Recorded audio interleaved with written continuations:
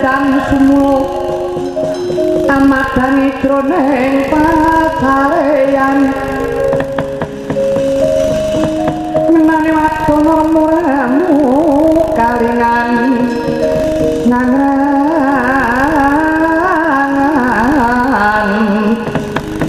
sang jak manah pun sumungkem guling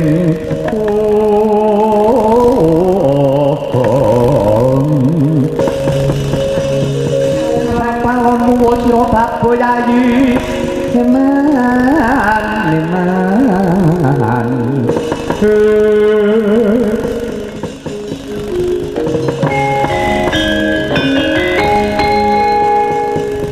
kakang dawa padha kanthi karaharjan prapamu kakang kawula nekokno ringgih Raden awit saking berkah pangestu paduka Raden Arjuna Raharja kisuwan kula bekti kula Raden kakang banget panarimaku kakang dawa kowe padha becik sak tekamu kakang inggih Raden Ayu berkah pangestu para sembodra bekti kula katur ya kakang tak padha kakang dawa padha becik sak tekamu kakang inggih Raden Ayu wara Srikandi kakang padha kanthi karaharjan tekamu ya adiku Yayi Larasati Raharja prapanipun kakang pangestu tampanono ya kakang saneting panarimaku Ndara Patih Wilujeng Semar berkah pangestu jinandika Kyai Semar Denen wigati apa kakang Wibawa sajak sumengko pengawak bojo ketitik kalamun kono wigati Raden mugi dados mengkawuningan ngabdi pun Udawa diagung pangaksama paduka Raden sawan kula ngarsa paduka Raden Janaka muhung nyuwun pengayoman paduka wedal dinten menika kula nyuwun sabiyantu estining manah kula Raden kula kepengin sanget nggadahi panjangka kedemangan Widara Kandhang menika badhe kula dadosaken kepatihan Widara Kandhang karana badhe kados pundi kula menika rangkanipun Sinuwun Dwarawati Prabu Sri Bathara Kresna namung niat kula ingkang mekaten para wau mboten dados keprabu Baladewa Sinuwun Mandura ketingalipun mboten rena penggalihipun malah kula kadukanan mawantu-wantu malah dipun perjayane menapa melawasing awit saking menika Raden pejah gesang kula semanggaken paduka Raden Arjuna keparenga paduka Raden ngayomi dhumateng lelampahan kula menika Raden supaya yasini pidada dan mawinga-winga mitra kotak mundarandir kakang do kula wonten dalu yen pancen mengkono tembung coba ayo metu sartara kakang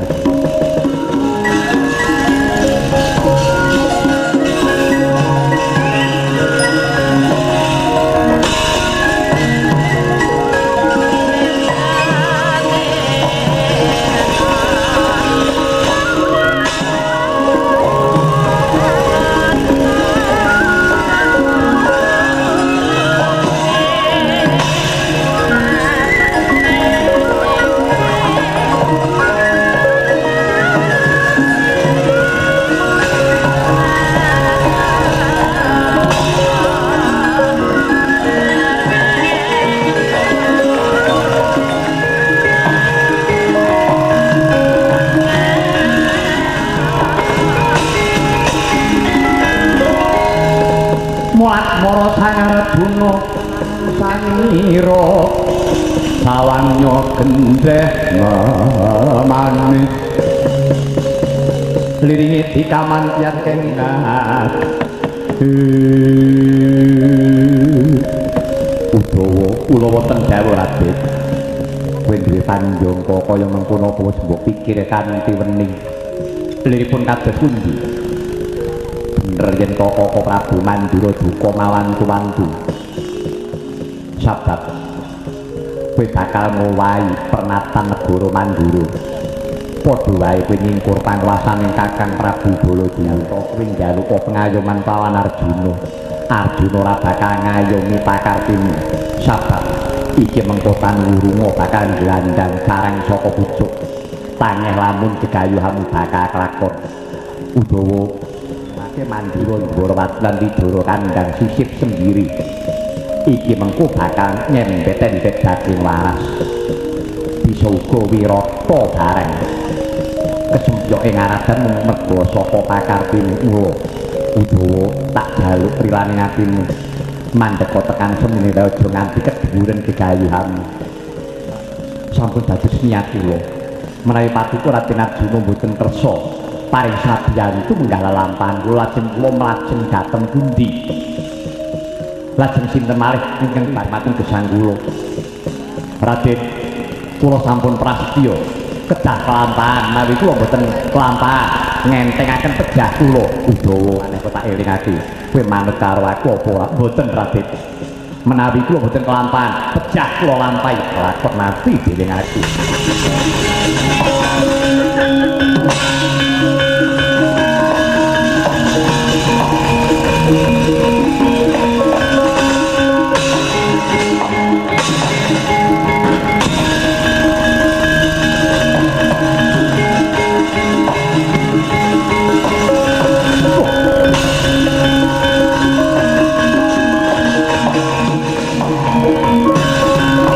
Raden nyuwun pangapunten Raden Janaka mboten kersa ngayomi dhumateng gesang kula lajeng kula kedah kados pundi Raden. Monggo Raden kula aturi mejahe iki mawon Raden.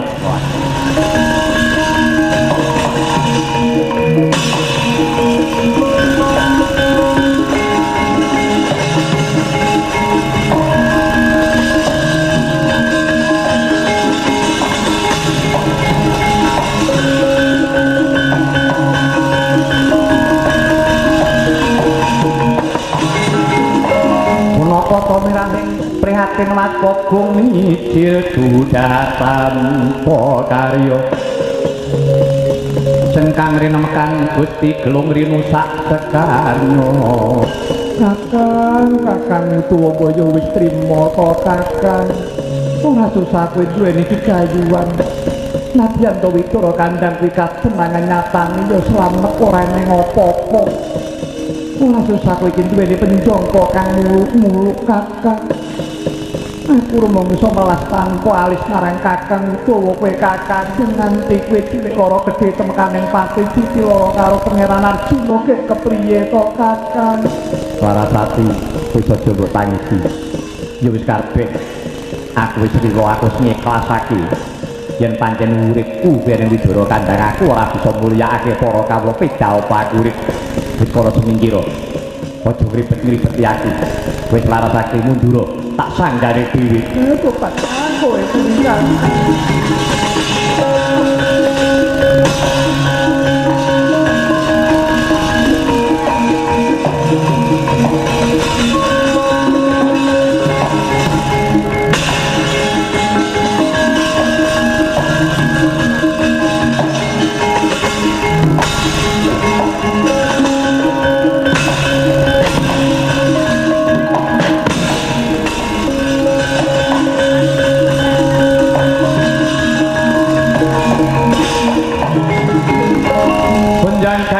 Kelap-kelap katon berekening tangira risan mawe kandrung sabarang katemu kirmu yak mayit Dropati apa Petro sampeyan wong ora dadak iki piye sih dapurmu lho lagi ngono dadi sampeyan ku tekan Madukara ngajeng Soroh Nyawa to mar masrake pati kok rene mbok kendat ae padha mawon to sampeyan iki sampeyan itu duwe gegayuhan nggih matur kali Ndara Janaka kok nek kula rasa sampeyan iki bener lho ning Ndara Janaka niku nek mboten kersa mbiyantu nggih pun mungkin ngendika sinape wis udawa kowe aja njaluk bantuan karo aku upamane njaluk tulung karo aku pekewo ora iso tumindak yen pun to kok lek cengkilik niku lho plak-plak lho gumun kula sampeyan niku lho kaya meneng ae iki lho lha ora meneng aku arep apa lho kudu wani no sampeyan ngomong timbang urip kaya ngene luwung kok mati sisan ning najan mati yo mati utama aja mati kodhok apa pati kok ingane iki kok malah ngajari tak ajari lho nek sampean mati perang niku cucuk mati digebuki wong nek kaya maling sampean kok satune sampean kok patih kok lho iki gegayuhan kok dipira ngono kok ingkras wong edan kok malah kowe ngungkal atiku lho mangani mun aku kualat kuwi mun nek malah tak sanggane kok malah nyumuk atiku nek tak rasa kok nek aku ki ora wani kok setun temen nangge mari ngono apa mangani ni pun kula enten buri sampeyan lho tenane nggih pun enten buri itu anak wis mbok kae rek apa yo mbok menawa Raden Janaka juga ngerti bab perkara kasekten kuwi jamak temen kaya lanang-lanang aja lah ngono. Mari.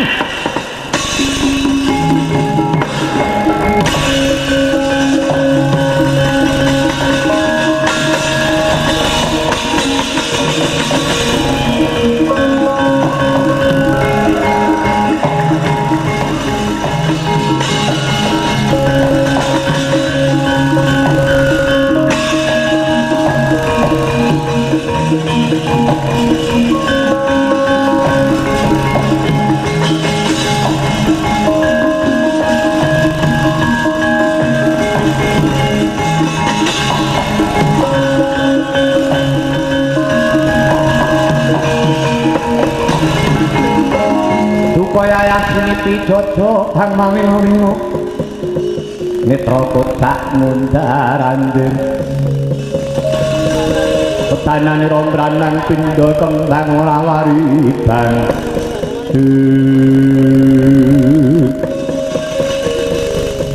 Udawa ora bali ke malang kadak jelalatan mripatmu pendirangan polatanmu Raden Janaka yen pancen kuwi gedhekan tuk pidak jempol karo Sinuwun Mandura pancen wis tak akoni aku getar pasurayan karo Sinuwun Prabu Baladewa Raden Janaka jebul nemune Raden Janaka mung padha karo Prabu Baladewa semune ngemu rasa kewuh Raden Janaka tinimbang aku mati berkagak udah ngoten udane keterangannya provokator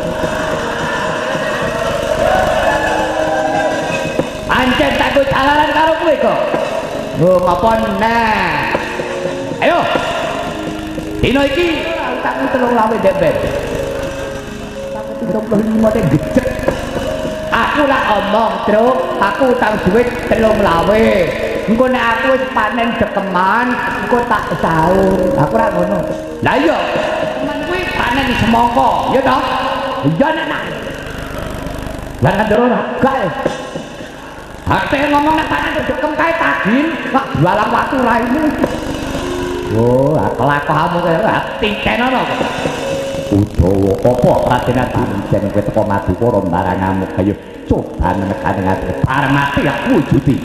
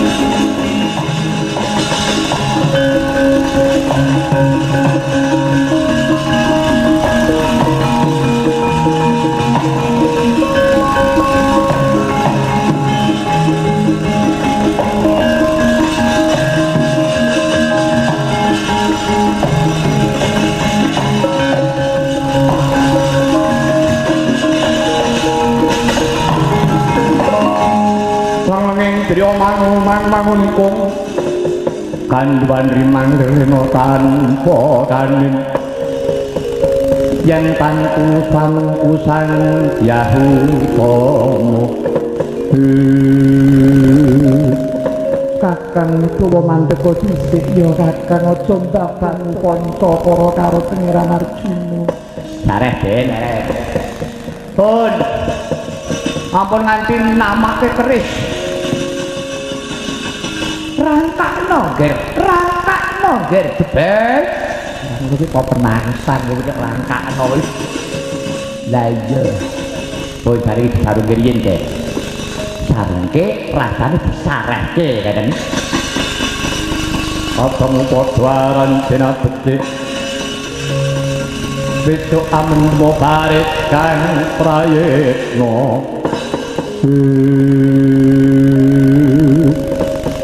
kakang Udawa kula Raden Ayu den Pangeran Arjuna ra kersa mbiyantu karo kowe sing bantu kowe aku kakang sing ngrampungake perkaramu lho apa mama yo wis kadhen kakang aku yo nalika aku cilik sing momong aku sapa kejaba mung kowe sing engklek-engklek aku yo mung kowe sing dolane aku yo kowe aku urung iso males kebecikan karo kowe Udawa ya dina iki nggonku bakal malesih marang kakang Udawa itep-itep aku bakal kepengin suka sapote Widara kandhang jalaran aku biyen uripku ya ning kono kakang aduh Raden Ayu arep malah pekewet ra sing manah kula nah jenenge Ndara Sembadra ya kok kaya ngono tuluse. Persis kaya bojoku ya. Jan kaya adimu. Lah alah. Tenan adimu ya nek tulus. Aku ki nginget wong wedokne mataku diculek. Kok ngono kok dimuke ora. Lajeng kepareng paduka kados pundi? Kakang Udawa ora wulung gelandang carang saka pucuk inggih mapan dinten menika ketingalipun Mandura menika karipun dumugi wonten negari Ngamarta lelampahan menika malah sampun katireng sinuwun ing Wirata Prabu Maswapati walah malah tekan dhuwur kok alah jan wis tekan Wirata lah iya pokoke tetek macam mawon iya Petro pepujinen aku bisa kelakon Udawa kula Raden Ayu wis saiki ngono wae Udawa kowe tak diantu dina iki tata-tata swanang negara Ngamarta mbok menawa yen kene apa-apa aku minangka dadi pasekse nggih ngestaken dawuh paduka Raden Ayu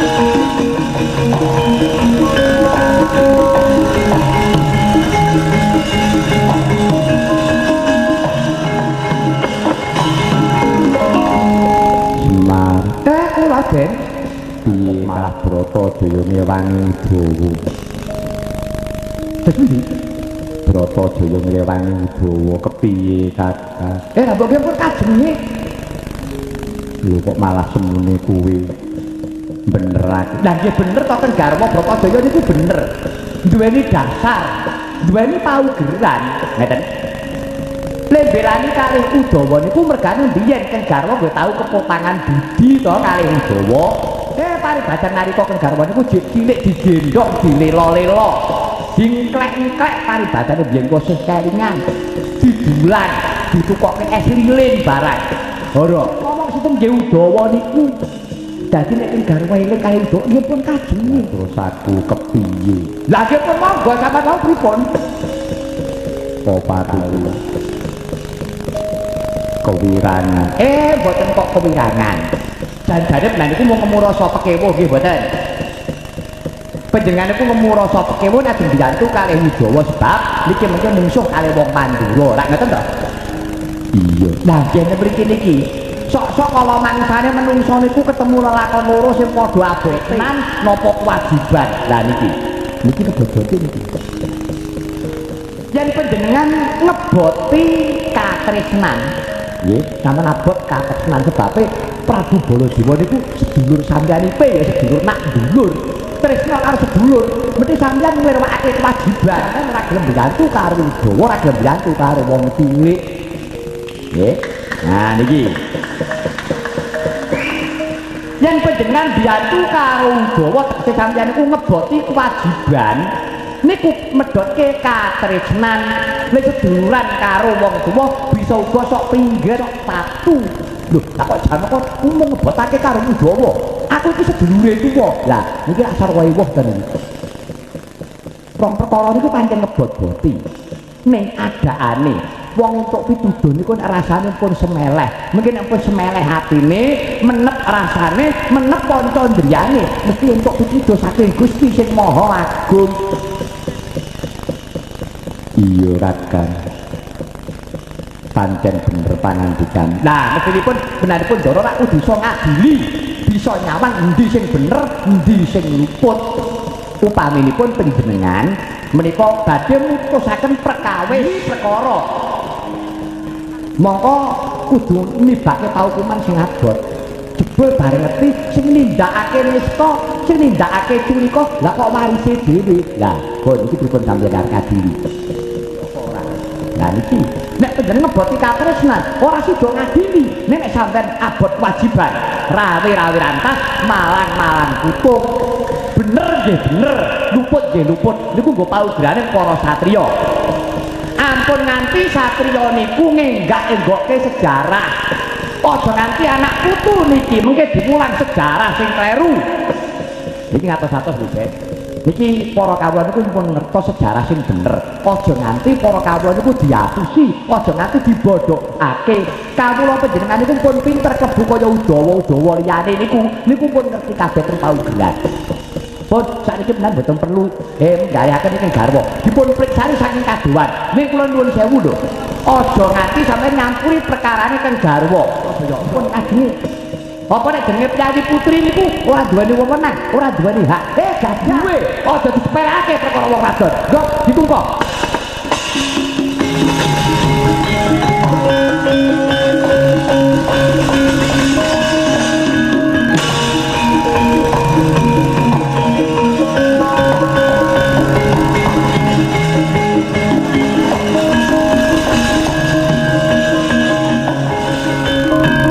Tunjung